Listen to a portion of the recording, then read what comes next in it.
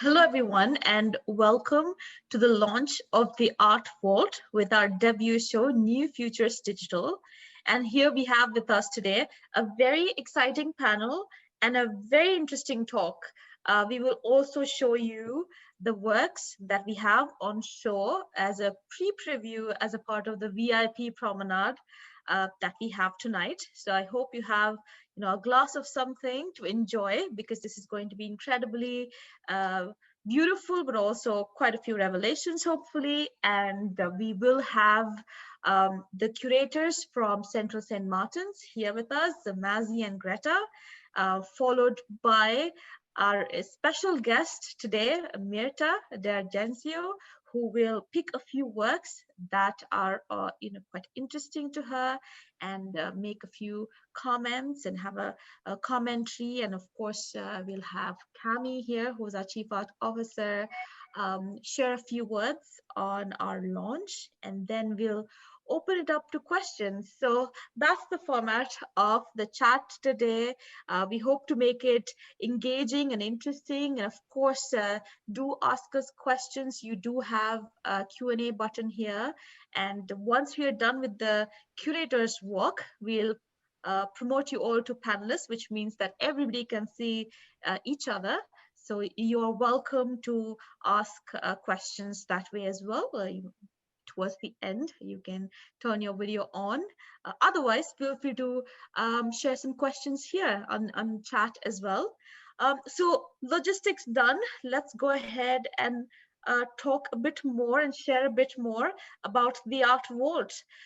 We are launching the Art Vault tomorrow on December 9th. So tonight is the preview night. The idea of the Art Vault is that it's one digital space on our website, Kovet.Art. I'll show you shortly, where we invite guest curators, so emerging curators and later a few established ones as well. And the idea is to showcase a fresh curatorial perspective every month with this particular show. So with New Futures Digital, which is our debut show in this art vault space, the idea is that we've invited, for example, Mazzy and Greta, who have studied an MA in curation, culture and criticism from CSM, which is Central St. Martin's.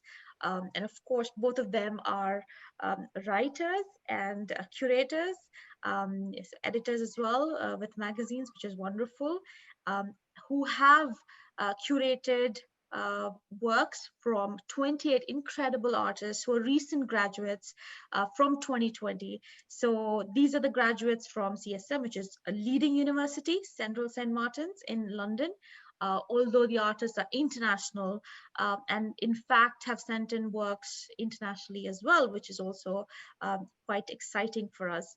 After CSM, which will be spotlighted for a month from now to Jan 18th, on 19th and 20th, we'll start with the other school, which is Slade, which is another leading university in the UK, followed by RCA, which is Royal College of Art. Slade will be curated by Victoria Cantons, Royal College of Art with Xu Yang and Jinyao Chen, and also Jinyao is based internationally in China. So it's an incredible way to invite emerging curators and also have emerging artists that you are able to browse, discover, but also acquire. So you are able to purchase directly from our website. So very quickly, I'll show you. But before that, I would love to introduce Mirta. I'm sure many of you already know her. Mirta is an incredible art historian, art advisor who worked with Art Basel for over 10 years as a VIP strategic relationships manager. And she is a voice of authority. She has curated shows with Damien Hirst, has worked with Robert Rauschenberg, and some of the greats. So she's worked with some iconic artists, and we are incredibly honored and privileged to have her on this panel where she will be able to comment on a few works that we will showcase. So that said, I would of course love for Cami to say a few words, and then I'll show you very quickly our website and how you can access the Art Vault. So Cami, please go ahead and share why we've created the Art Vault, and I'll add a few thoughts as well. And the whole idea here is that we create an ecosystem of art collectors, the art curious, art advisors, and interior designers who are able to source and access some incredible and high caliber and compelling artwork at very accessible prices, made by emerging artists who are recent graduates. So Cami, please go ahead. Well, thank you, Sarah, and thank you for all the panelists that I see that are here. It's very exciting to have two young emerging curators, and I'm so happy to have Mirta, which I know her since many years. She's also a friend. Amazing background, as Sarah was saying. And also I see many friends joining. Sorry I did some mistakes in sending the link, but hopefully it's all good, my fault. But I'm happy that you're all here.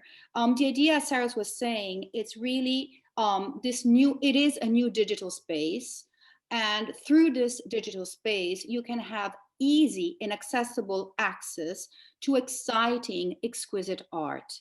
Fine art also, because thanks to the guest curators, thanks to Kovet team, we are able to show you, the most up-to-date, cutting-edge artists through all media. We will have photography, installations, oil and paintings. We're trying to cover everything. But as Sarah was saying, it's easy through this digital space to source and discover art, in order to create a big community of art advisors, interior designers, art lovers, and collectors through the filters. So please go and check it on the website. Today is the launch, so you're having the preview of it. You can go at our website, www.Kovet.Art, and you will see the Art Vault. You will click, and already you have filters, so it's easy, fast to see amazing art. But I would love now that we start this promenade, thanks to our guest curators, to see 28 talented artists. So please, Greta and Mazzy. Wonderful. And before Greta and Mazzy start, I'd love to quickly show how to access the Art Vault, and after which Mazzy and Greta will take it away, and we can't wait to learn more about the artists and your curation as well, which is really exciting. So hello everyone, to everyone who joined. We are talking about the launch of the Art Vault. It's launching tomorrow, December 9th. And you're here for a VIP preview, a promenade, a walkthrough of some incredible works curated by Mazzy and Greta, who are CSM or Central St. Martin graduates. Again, I'm just repeating a bit for many of you joined just now, literally 2 minutes ago. So just recapping everything. And the idea is that very quickly we'll walk through for around 20 minutes. We'll walk through each of the artists' work. You'll get a sense of their practice and the context in which they made their work, their process. Mirta will share some commentary on a few artists that she found striking. And then towards the end, you can ask all your questions. We will promote you to panelists, which means that you can see each other pretty much like here we are able to see each other, and then we can have some time just getting to know your thoughts as well. So that's the format for everyone who joined. I will share my screen and showcase where the Art Vault lives on our website. The idea is that we wanted to create a space for collectors, curators, the art curious to go and engage and discover and browse exciting artwork. So this is our homepage, www.Cover.Art, and we just released this few hours ago, and internet issues sometimes, but there we go. So this is what the page looks like. This is the Art Vault page. And then here you have a snippet of all the artists who submitted their work for this one, who were curated. I have a bit of idea around the curatorial text, so you're welcome to read that at your own leisure. The idea is that New Futures Digital is our show, again, for those who just joined, that we are debuting this concept, starting with one university at a time, Central St. Martin's, next Slade, followed by Royal College of Art. And the reason is that we want to spotlight one university per month, all available on our website, curated works which are available for acquisition. Therefore, of course, you can buy them on the website. I'll quickly show you the navigation, then I'd love for Mazzy and Greta to share a few thoughts. So you can just click on it, read a bit about the artist, for example, and then, click on these images and, explore and zoom in. That's about it. So I just wanted to show you the navigation. All the bios, of course, are there, and we are here if you have any questions. So with that, I'll stop my share, and Mazzy, Greta, please take it away and walk us through the incredibly exciting artist works created during the pandemic, during this year, which has been an incredibly tough and poignant year for everyone. So please go ahead. Thank you, Sarah. Can everyone see the screen? Yes. Yes. Right. So as you mentioned, we are today presenting our selection of 28 graduates from Central St. Martin's. So the way we've constructed the selection was by initially identifying a theme that runs through the majority of the works. So we made this selection by trying to sort of formulate a cohesive narrative and explaining our curatorial concept. When we looked at the CSM graduates of this year, we figured that they were all confronted by the consequences of the pandemic, just like we were, and in particular, the notion of isolation and solitude. But we also discovered that there was a lot of crossover in the preoccupations of our current states, and also the way they worked and the materials that they used, but also that they were trying to show that perspective is really singular to each individual, and that the way that we experience is really shaped by, the multiple intersectional peoples, cultures, and moments that we belong to. Mazzy, as Greta said, we really kind of looked at the narratives that ran through the works, and something that really stood out to us was how kind of incredibly these artists had responded to the pandemic and made some, incredible, very, very strong work, examining, lived experience and how, your own body compares to other people's bodies, and navigating circumstance. So there's really this kind of feeling as you go through the work that, everything before, from myths to the media, has really influenced how we think and how these artists are navigating their own practice. Yeah, so we can start with the first artist that you can see on the left, which is Kay Blick. She's one of the artists that we spotlight quite a bit because she's got very, very interesting themes within her works. What she tends to look at is the notion of nature and mysticism. So there's a lot of these elements that you may not be able to see them as well here, but we will show you later in Myrta's presentation. There are some close-ups of it as well. But she really creates a lot of distortion and discontinuity and movement in her work. So she plays with this paradox of various myths and histories. In particular, she's imagined something quite strange, in which she asks how the world would look like if Adam and Eve did not eat the apples, but instead dinosaurs did. And so humans today wouldn't be, the most dominant predators. She also, some of her elements that are shown are a mixture of, human body parts, animals, and nature. So she tends to create these sort of ongoing new allegories. Right next to her is the work of Charles Bin, also a really, really interesting artist.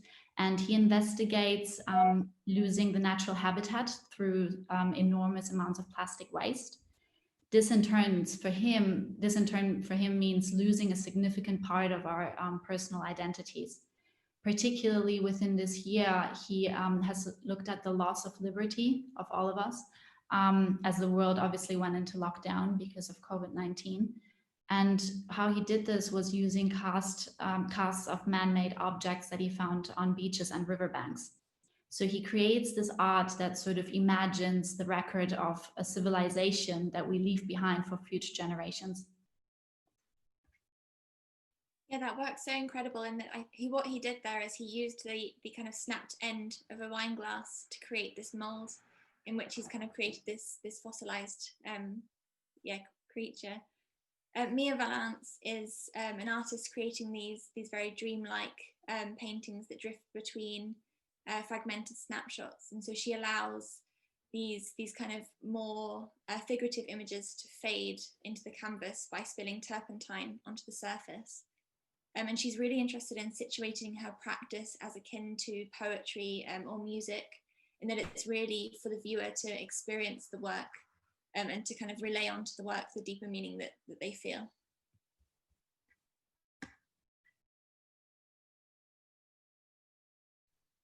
So Haney's work, I can see Haney in the audience as well, which is nice. So Haney's a multidisciplinary artist working across painting, drawing, performance, and mixed media. All her pieces embody this real sense of movement, and she really integrates her place as a performer into her drawings. And so they always carry this kind of strong sentiment because she views this moment of creating the artwork as a productive encounter.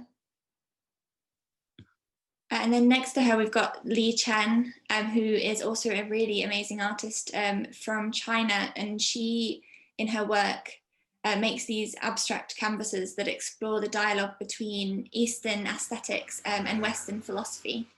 And so she really gives herself to the materials that she uses to create this kind of sense of fragility and impermanence in the image, and to really embrace that sense of imperfection. So for example, here you see that the inks that she's using are quite difficult to control.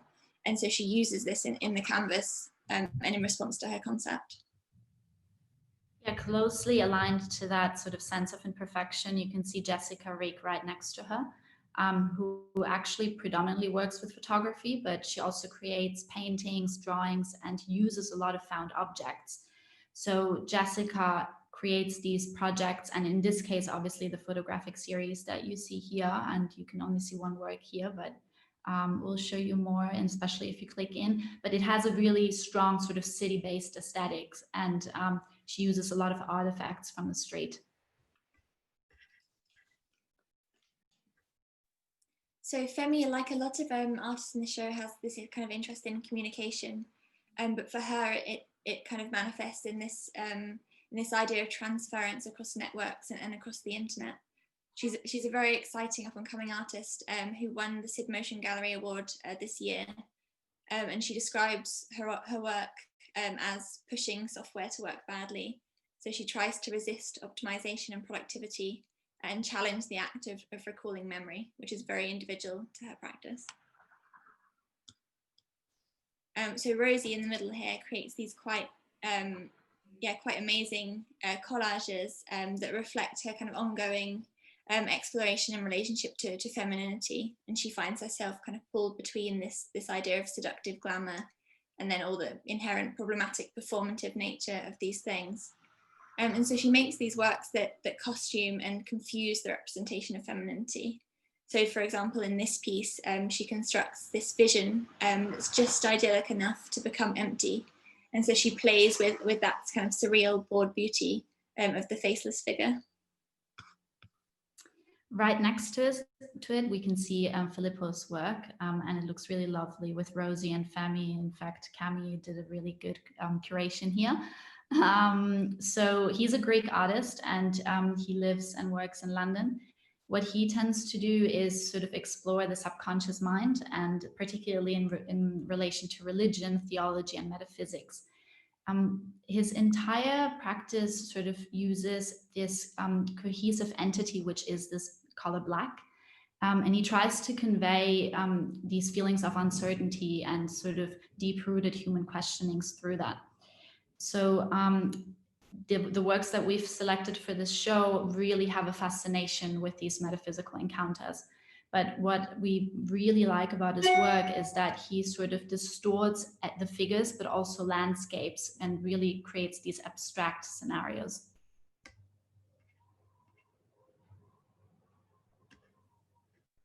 So Selin in the middle here is another artist working with abstraction. She lives and works in Turkey, where she creates these canvases that purposefully kind of deconstruct symbols. And she views this as a way of navigating her own personal experience through the canvas. And so she has this very big kind of output of pieces that really kind of aim to narrativize her own life, while never really giving you an exact representation. So Laura on the right here has a really interesting practice where she really inserts herself into her images. She's a multidisciplinary German artist based between London and Berlin. And she's really interested in the relevance of cultural bodies and gender performance to the formation of identity. And she likes to, in her work, blur this line between subject, object, artist and artwork. And you see that here in this untitled photograph, in that there is, in the midst of a performance, and she's documented that. And that's a big part of her practice.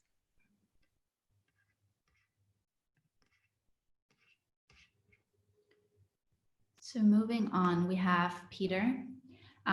Peter's work uses photography as sort of tracking his thought process in a way, particularly when he observes the world around him. So he takes these sort of really quick snapshots of various moments in his life and reconfigures them constantly in new ways.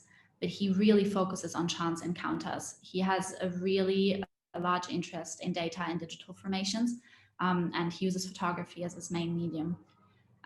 So he really creates new, perceptions, and he constantly alters the original photograph beyond recognition. From a very different perspective, right next to him, we have Karis's work, and his pieces are really well connected to the theme that we curated. So he looks at nostalgia, and his pieces really evoke a strong sense of melancholia within them. They are all really much about romance, but sort of permeate the sense of vanity as well. And he applies fantasy as basically an inescapable part of our lives. His compositions, though, are usually staged. So he uses a lot of props and models. And you can really see that he creates these sort of theatrical setups, which depict, really tangent scenes. But what he really tries to do is focus on mood more than narrative. Also, you'll probably be able to see that better once the image is enlarged, but there's always a figure in correlation to an object. So the characters sort of function as mannequins, and they become prop-like features. He's also recently been published in the October edition of Voeller. And right next to him, we have Giulia Federici, who is a Roman artist. And she really tries to focus on the singular encounter through her sculptures. So she interrogates a lot of sort of subjective perception. And the works that we've selected here use a lot of symbols and analogies in a really, really extreme way. So you basically are confronted as a viewer in front of these sculptures that have human-like notions, and it almost seems like they're trying to step out of the wall, and you can't really save them. So you're confronted with that feeling of distress, but at the same time, we feel really, really close to them.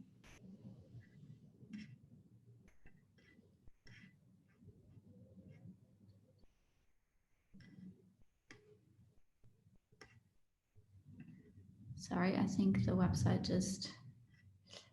So we've got, now we've got Charles Bin, which we have, which we've spoken about a lot in before actually. So I'll just quickly jump to Tio.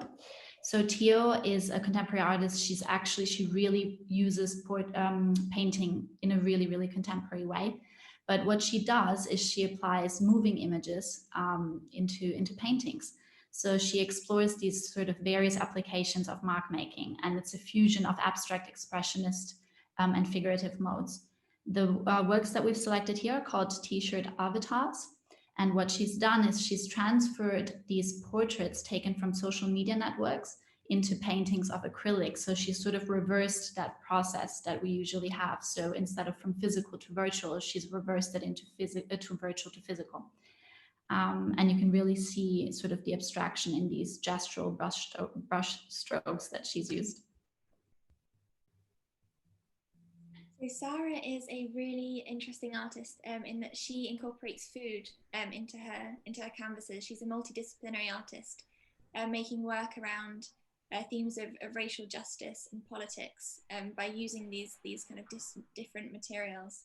And she experiments across different mediums such as paint, performance, and installation, always centering her work around her identity as a first-generation British South Asian female. In both of these paintings, Sarah explores fragmented and playful memories of her parents in the 80s and 90s, and she incorporates into them these kind of quadrilateral shapes that are actually constructed from turmeric, which is always blows my mind, because I think that it has this kind of way of breaking up the components of the canvas, and she uses it to really kind of segment out different areas of the surface. Yeah, and she uses a lot of different materials as well, which is something that connects her, I mean, in her case, and, oh, sorry. I think, apologies for that. Here we are. It really connects her well to Jenny.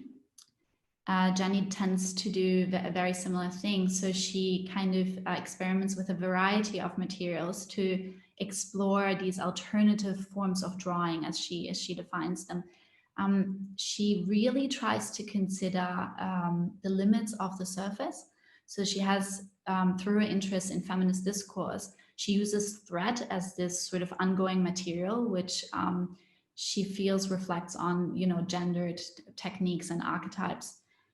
Through the photography that she includes and the stitch on the photography, she sort of explores the ways in which the surface and objects become these repositories of experience and memory. Her recent work, which you can see here from the Boo series, really explores the body as a location, and particularly tries to detach herself as the protagonist of these images, even though she's obviously in them, but she disguises herself. So they literally become disguised explorations of self-portraiture. And all of her works in this series are made of combinations of stitches and photographs. And yeah, they become quite absurd, but I think they're really beautiful. So situated here on the right is Hezi Gołacki. So Hezi is a Polish artist working between abstraction and figuration, and he explores themes in his work of kind of memory and spirituality, as well as queer mythologies. And so he incorporates a really broad range of materials into his work, from kind of pure pigments to crystals, in order to really portray the poetics of Slavic culture. And you can see this in some of the kind of symbols and motifs. For example, here he's used a headdress, and he often uses like a headdress or feet as symbols of, something that the whole of human existence is built on, or a symbol of renewal. The works are particularly notable and beautiful in how intricate they are. So Hezi always constructs his work in separate components and then pulls everything together at the end. And when you kind of look up close, you find all these really tiny, minute details that are really quite precious and quite kind of sentimental and quite special to his work.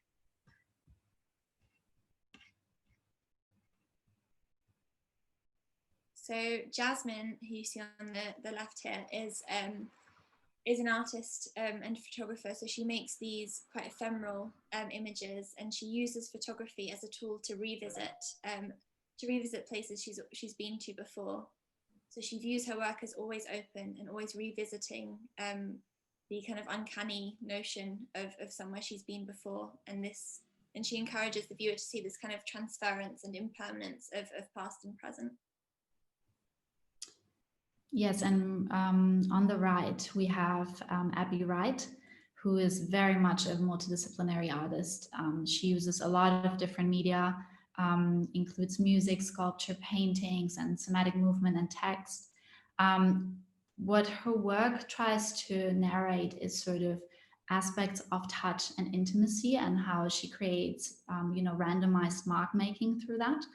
So the works that we've presented here, for example, she sort of explores space and physicality of touch, and creates these, abstract landscapes through non-traditional mark making. But the images that you see are basically documentations of those performances.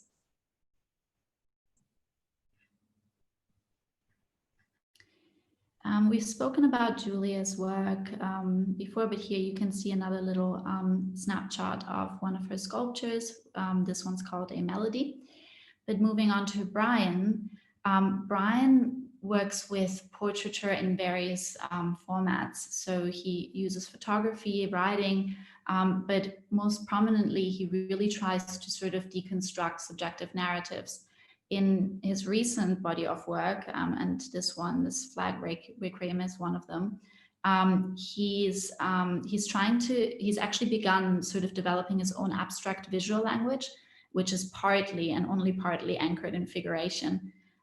He likes to investigate the themes of memory, desire, poetry, but as I mentioned before, a lot of personal narratives.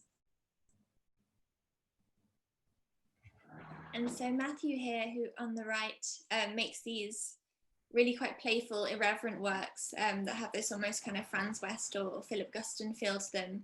But what he does in his practice is he kind of explores the internalization of the external world, especially in relation to different capacities and different systems of distorting experience, depending on individual capacity. He's got a deep interest in neuroscience, which is connected as well to, he's an Asperger's artist and doing a lot of work with special needs students, which really plays into his practice. And so he seeks to charge objects with experiences so that he can just see how these acts inform the phenomenological qualities of the objects.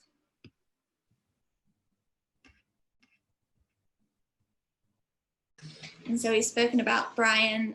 So Alex is a photographer who is working in the UK. And in his images, he explores the meeting place of the urban environment and nature. And so what he's done here in these pieces is he's created these composite surfaces by combining different imagery and creating these new spatial and temporal environments, which he then often lays out on very industrial materials. For example, here, the dye bond. We have spoken about Karis's work, so I'll move on to Tijana. Tijana's works are really, really interesting because they question the sort of interplay between external and internal worlds. Querying boundaries, intersections, interferences. They have such a strong sort of sterile and monochrome atmosphere to them, and obviously sort of play on this notion of insecurity and vulnerability, but and really, really connects well to the theme that we've constructed as well for this for the curation of this show. But what she aims to do is just to portray ways of coping with the anxieties of everyday life, but turning them into really positive comedic sort of scenarios that break these boundaries. The painting here, Cast Off, deals with sort of this feeling of being stuck in the everyday. And you can also see another one just on the right as well, on the right side of Selin as well.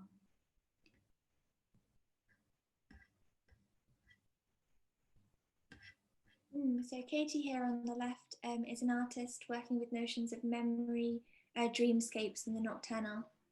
So specifically these kind of transitional spaces between reality and imagination. In this work, Council of the Overseers, she uses fluid printing ink as a base for developing the imagery. So the artwork becomes a fusion of unpredictable material and intentional mark making, which considers the impact of reconstructed memories, dreams, and reoccurring visuals on the makeup of one's experience. And then we've got two other pieces here. So we've touched on Matthew and Hezi. Yeah, we've touched on them, and we've spoken about Mia and Alex and Laura. So I'll really slowly move on. One artist that we haven't mentioned yet is Lorna, which you can see here in the center. So she really sort of develops narrative through the primacy of materials. And she tries to explore this sense of, the tactile, physical elements of painting. These three pieces were actually born from material trials of her larger sculptures. So they present sort of the initial inceptions that introduce her larger practice, and they're sold all together. Similarly, though, to her sculptures, they sort of subvert the viewer's expectations through the softness of the materials that she uses, such as the canvas, but they still appear as, hard casts at the same time. So we've spoken about Peter and Theo. We've mentioned Heini as well, and Mazzy can speak about Jacqueline's work. Yeah, so on the right here, you see Jacqueline's work. So Jacqueline is an artist visualizing the invisible marks left on cultural identity. Her work bears a deep connection to post-memory, as well as wider explorations of Jewish history. So through this lens, she explores themes of touch, power, embodied language, and the aura of absence. She considers the stick drawings that are presented in the show as linguistic constructions of the natural world, strewn with potential alphabets. And I believe that the last work that we will be discussing is Teresa's work. This is actually one of the little satellites in her practice. Myrta will be showing the larger one in her selection. But what Teresa does is sort of she challenges the concepts of personal identity and the self. So she tries to understand how we remember things and how sort of retelling different versions of the past really requires us to adapt to the present. So this act of remembering, she considers it an act of creation in itself. She also sort of examines the relationship between sensory perception, awareness, and memory. So the works really seek to understand which details of experience are significant and which ones are the ones that we select. She's also the only artist in this display that we've selected from the MA of Science, MA Art and Science. And I'll just go down to the website, and this is it. So I will stop sharing my screen and I will put in Myrta's selection, which we can. So before we move on to Myrta, thank you so much, Mazzy and Greta. I hope everybody enjoyed the curatorial walk in the promenade. And now Myrta will please share some comments, her views on a few selected works. And of course, Greta, Mazzy will share the screen and Myrta will share her commentary, after which we'd love to take your questions. So hang in there, we'll come right to you very shortly. And Myrta, we can't wait to hear what you have to say. So first of all, can you hear me? Yes. Yes, we can. I really wanted to congratulate Mazzy and Greta for the well done for your choice. Well done also for the selection and the articulation of the different artists. Has been a difficult challenge because it is a show of 28 artists, and when you invited me, it was a surprise to have so many interesting singularities. So also for me has been not easy to choose only few ones, and I wanted to tell you because each one was extremely interesting, but I had to do and I did it. So let's start with my first choice, which was in fact the first artist we introduced, which is Kay Blake. So the reason I really like her work is both conceptual and because I think she's really presenting a funny idea of inversion of the traditional idea of iconography, which since the Renaissance has been for us art historians like a big and still is a big interest. So she's extremely fresh in the way she inverted it in a very complicated conceptual way, the notion of mythology into those big paintings, which are extremely full of humor, and in the end are also beautiful. So I think that this is the reason of my choice. I was kind of interested and intrigued. And I think that this painting in particular is a painting that you encourage your curiosity. So you just want to get in to understand what's going on. And this is the quality of the work. And this is the also kind of reason I choose it, actually. So this is the first choice, and I think we can start with the second. As you said, this is a show which puts together total different voices, and the singularity of these solitary moments that we all pass through the lockdown. I think that Charles Beans is particularly relevant because in a way his research is not only connected with this moment, but he really opens a vision of the future. And he does it in a way which is both very dry, but also very poetic. So the composition with the jasmonite resin, which in a way reminds me of the works of other British artists, which are like Martin Boyce, who work a lot with jasmonite, but is totally different and extremely beautiful and very precise, because they open us the problem of our future, how we will be seen in the next centuries from maybe other planets. And is also related to the work. I mean, when you were mentioning the fact that he was looking for a small object on the beach, in a way, this was one of the few, one of the early works of beautiful early works of the 80s. If I remember, Tony Craggs, he was doing this composition. And so in a way, he does in a very personal way. He's British, so he reminds me this very early meditation on our nature, on our planets, that belongs a lot to the best, like British sensitivity. So let's pass to the third one. And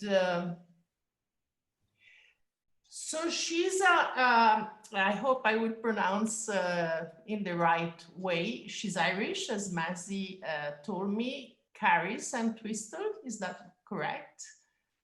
I hope so. It's Caris, yes. Caris. And he is British, yes, you're right. He's British, yes. He's British. So anyway, I like very much. I think that the reason I choose this artist is because obviously this is a show about graduate students. So is a show where the idea of youth is really important. So how the voice of youth has been also transmitted during this time is really important. And in these paintings, I can see personally a lot of things that are related to this part of life, which is youth, and related to poetry, to the relation with the possibility of having a sexual or but only sentimental relationship. And the reason I also like this painting is simply that it's particularly beautiful for me.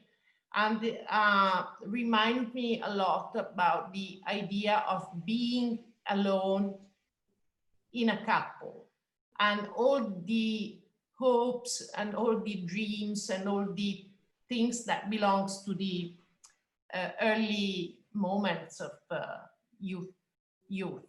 And also the painting is particularly well constructed and particularly well painted. So this is also a good reason to choose it. It's one of my favorites. So let's pass to the other artist.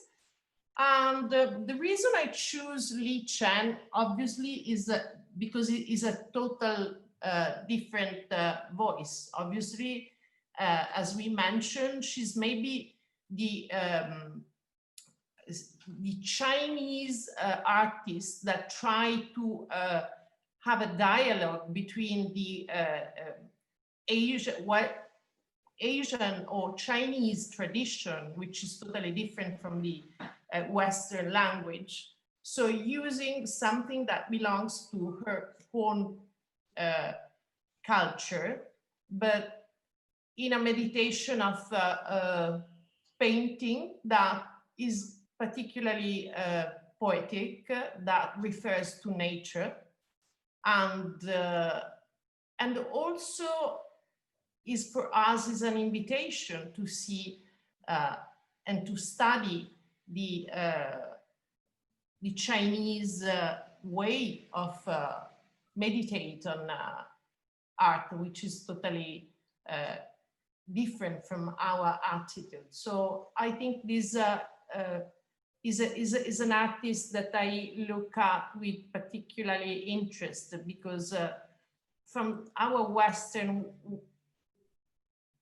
eye and attitude, we normally are more used to Chinese artists that use only our language. So we need to do a little bit more effort in that sense. And it's so beautiful, the use of the pigment, the mineral, the glue, all the traditional technique.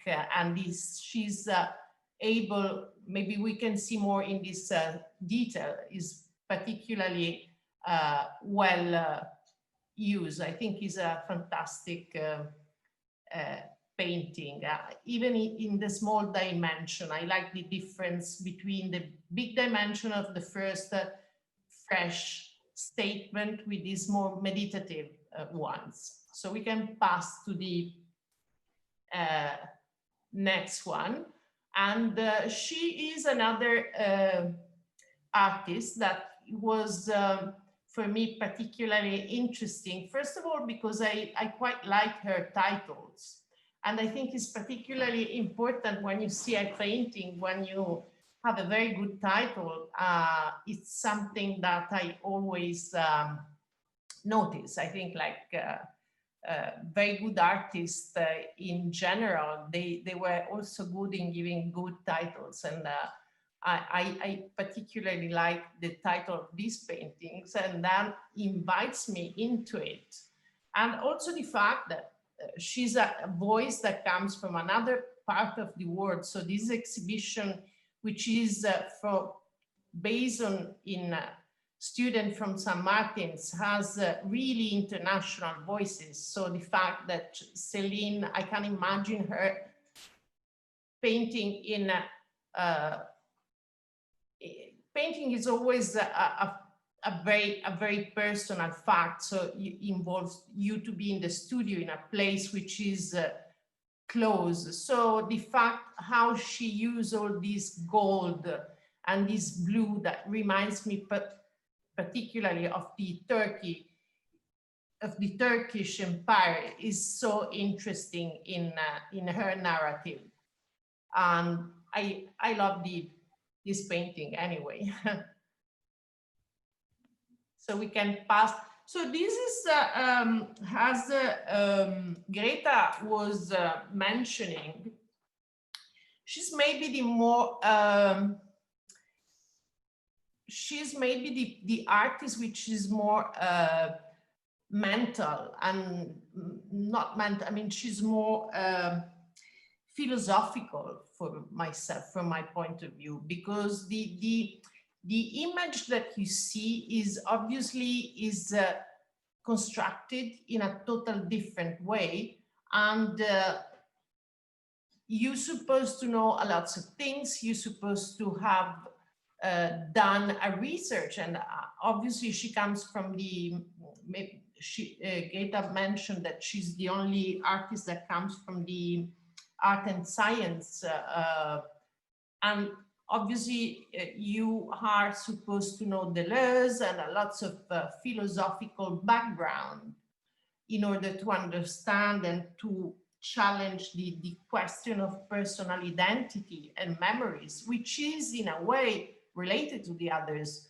paintings as well, but here is more conceptualized. And but in the end, the thing that for me attracts you immediately is the powerful image that she presents to the viewer. And then you start to ask yourself, obviously, all the questions, and you are invited to know more about the artist statement that, by the way, are very well included in the presentation of the show. I really appreciated Greta and Mazzy, brave. So I like the Teresa because she's probably the artist which is more close to the most recent research on art and science that are for everyone are extremely important. So this is the one that the reason I choose her as well. But I like very much the painting anyway. And then this is another artist that I choose because the selection of artists puts together lots of young people, and that were obliged, and as we all are, to be like secluded during the lockdown, so listening to lots of music and poetry. And in a way, for me, she was the one who expressed more directly and with more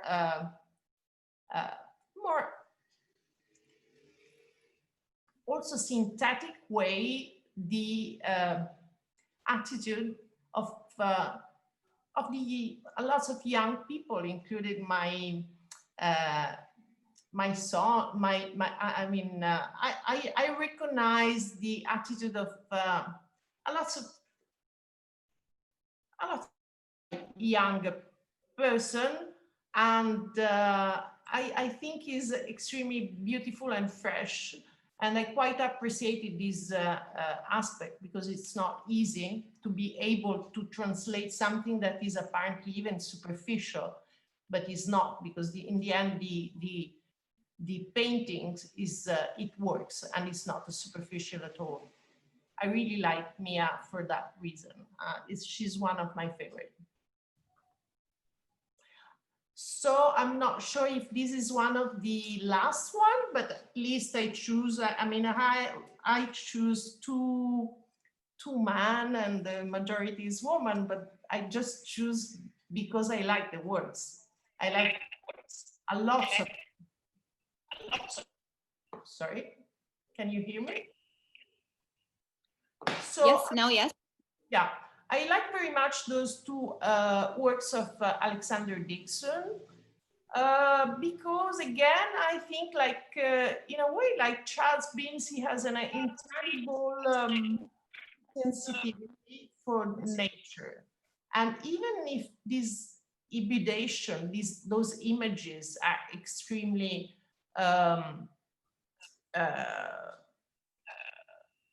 constructed, are extremely they're dealing with an idea which is near to the nature, but also they remind me a lot of beautiful moments that we that all of us have the possibility of spending outside. So is maybe remembering nature, looking up, painting that reminds us a moment which is profoundly, I think, I have seen those two images like related to all the land art, really.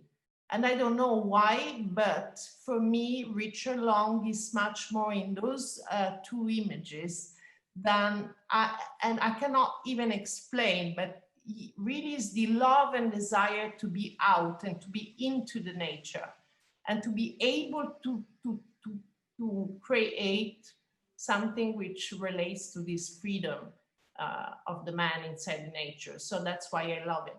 And I hope that was not too long, first of all.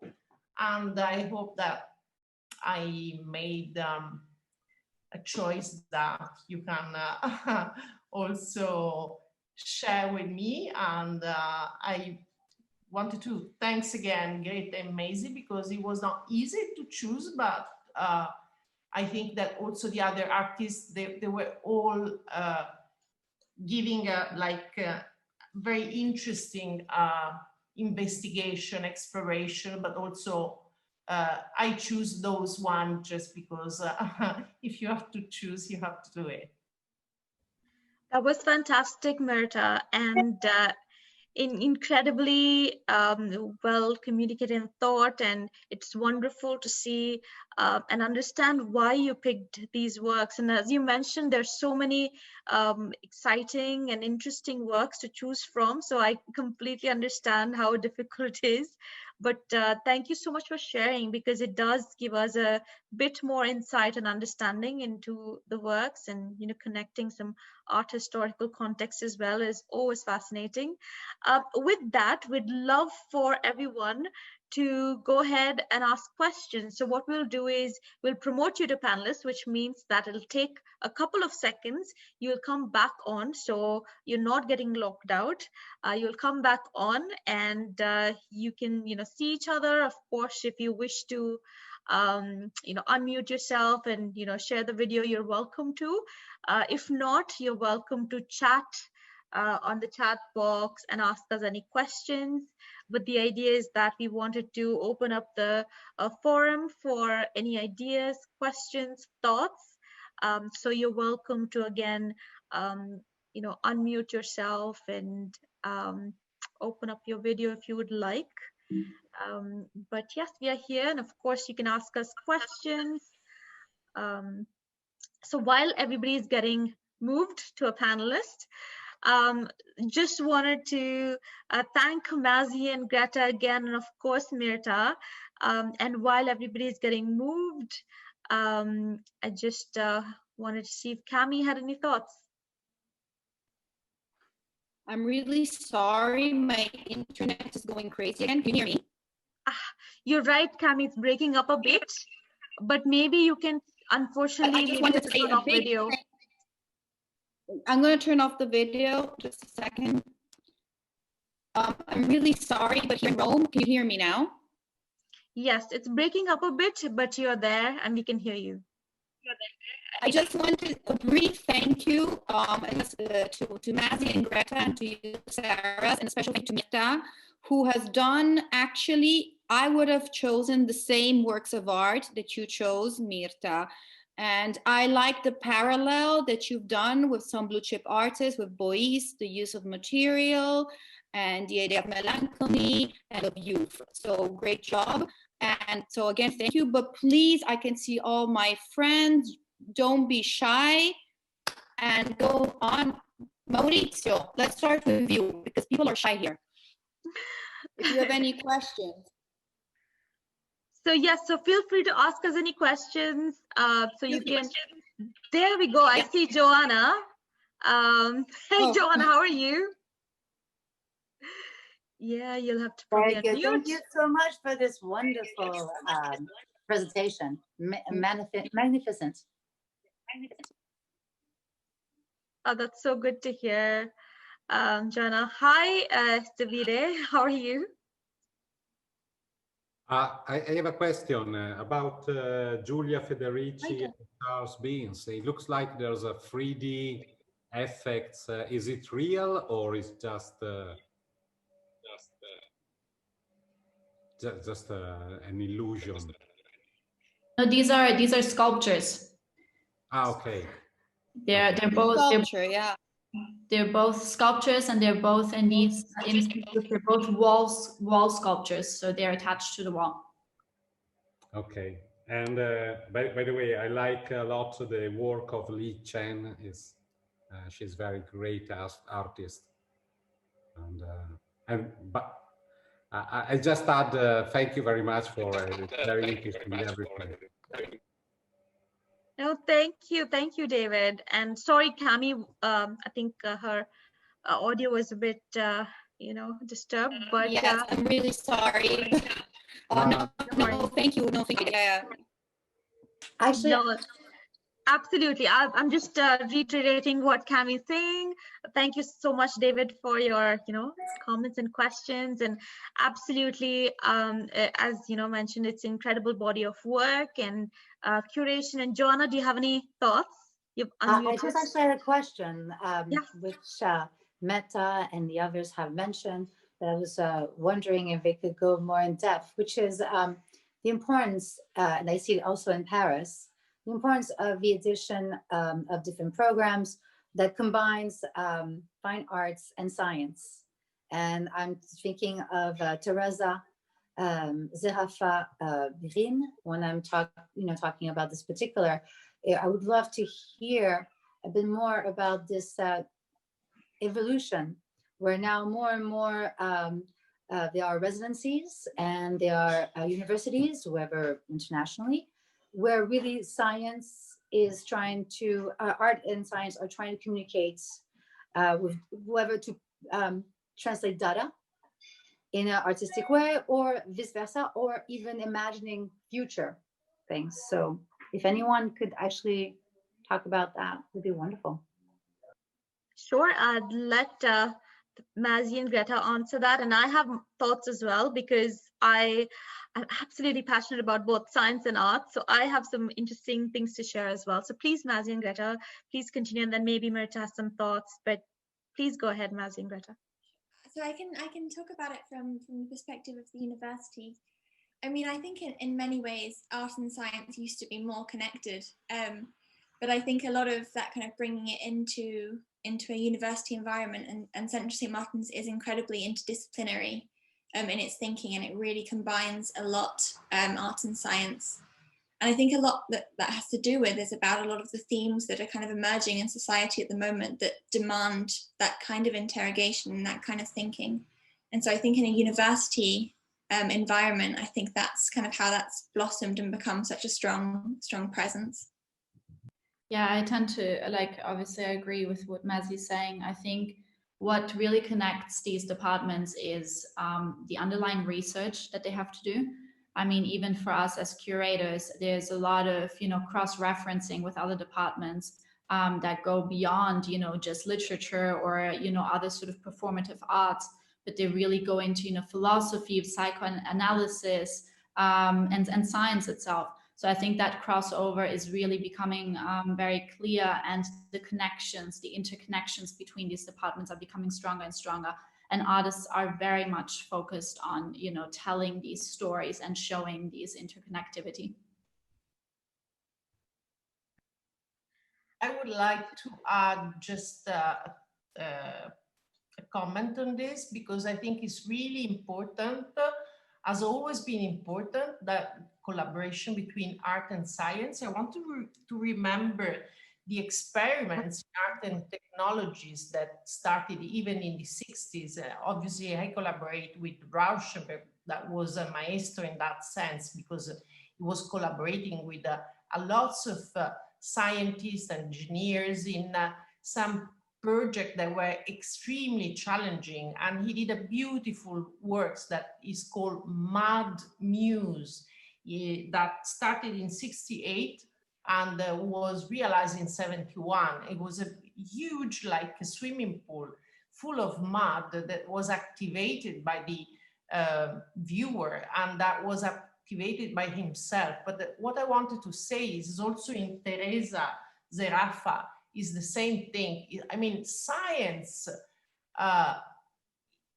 is really important, but the artist has a view in anticipate in a way the possibility of science to speak to ourselves. That's why it's really interesting, because it's always another perspective. And this is also extremely interesting in the work we presented, and obviously all the curators or artists that now can participate in these extremely challenging moments where the science is every day is discovering new frontiers, is fantastic. But in general, the art has a different perspective and a different eye, and even using science. And this is something that is really extremely exciting for us.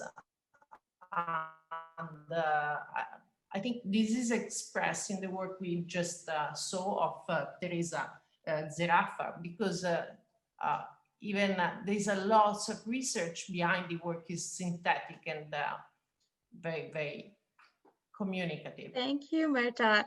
No, you're absolutely right. And we love the confluence of, again, interdisciplinary ways of thinking, and confluence of understanding what is truth and questioning that. And that's what I think science brings. And I studied, physics, I'm an engineer and so on. And then I moved to art, and there is that level of, I think, curiosity in both of these fields, which is worth investigating. And that's what the artist does as well.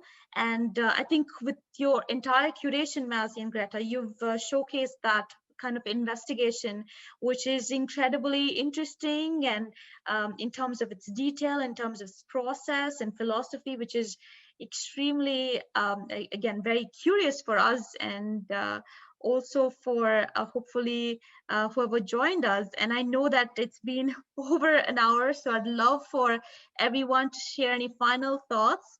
Otherwise, you know where to go to, please feel free to go ahead and look at our website, you know where to go, Kovet.Art, click on the art vault so that you can read, enjoy the works at your own pace, and reach us if you have any questions. But with that, any final thoughts from anyone, please feel free to ask us now. But I know that otherwise it's, dinner time for everyone. But we are here. Thank you so much for joining us. And we are here. If you have any questions, you can, reach us, via the team, via Cami and Mirta as well, and Mazzy and Greta are here as well. So if you have any questions for any of us, happy to chat. But otherwise, I think Cami's saying that her internet is bad, but no problem, Cami, we heard you well. So that's great. Borisio, you have Hi. any thoughts? Hello. I'm sorry, but I arrived too late. I have a question about emerging art. Do you think that emerging art was influenced by this pandemic situation? What is the direction what the emerging art will have in this situation, particular situation? What do you think about? Absolutely. And Maurice, a very important question as well, because this year has been one of critical importance in the way that the artists' views are getting shaped. But at the same time, it's an important time for the artists to express their feelings, in terms of anxiety, in terms of emotions, melancholy, or nostalgia, or romance, which Mazzy and Greta have wonderfully looked at and curated. Of course, go to our website, which Cami has typed.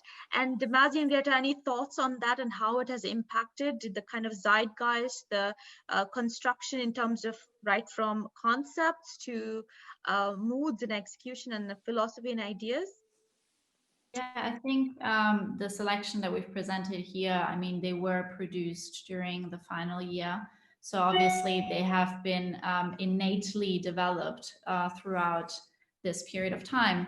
So the majority of them really do speak about, the consequences, both on a singular level, but also on a global level of the pandemic. But I think to go a step backwards in analyzing whether art, can be influenced by an event of this sort, is that art tends to be a snapshot of a historical moment. So I think this selection particularly is a snapshot of exactly what is happening right now to all of us, and analyzed through the voices and viewpoints of these artists. But I think the way we've connected to these works is because we all tend to feel the same feelings right now, and we all tend to have the same discourses. So I think there's that underlying narrative, and I think when we look back to this work, to this selection of works in a few years, we'll remember how we felt today. And I think that's an important mark to make. Even in terms of, to add on to that, I think that not only will we remember this moment, but I think we're going to remember the art that was made this year. I think it really, these artists are not only practicing during the pandemic, they are emerging during the pandemic. And so their practice is so fully shaped by this year. And they've really, when we started this process, we were looking at the art, and at first we were worried we were going to find something that wasn't of the same quality as we've seen in past years. And what we found instead was something that really, amazed us, because it was so responsive and it was so strong. And I think that often when we have these kind of times of crisis and kind of global pandemic or global crisis, we really do end up with some of the kind of strongest conceptualizations and kind of how this is being put into practice because of those scenarios. And so I think it's one of those things where it's a really tough year for artists, but I think we will remember what they made. Amazing. So with that note, thank you everyone for joining us. And hopefully, Maurizio, that answered some of your question. And of course, we could continue because there's so much to talk about. But we would love for you to go ahead and check our website, come back in touch, get in touch with us. And the whole idea is that you can explore these works at leisure on Kovet.Art at the Art Vault. And that's about it. Thank you so much. Thanks again, Mirta, Mazzy, Greta, and Cami, of course, and everyone for your questions. And have a wonderful evening. Thank you. Thank you. Thank you, guys. Thank you, Good evening. Thank you very much. Michelle, Massimo, thank you so much for joining. Hope you can hear me. I'm not ruining your ears, but thank you so much. Okay. Hi, Maria Cami. Cristina. Ciao, Maurizio. Ciao, Cami. Ciao, Sarah.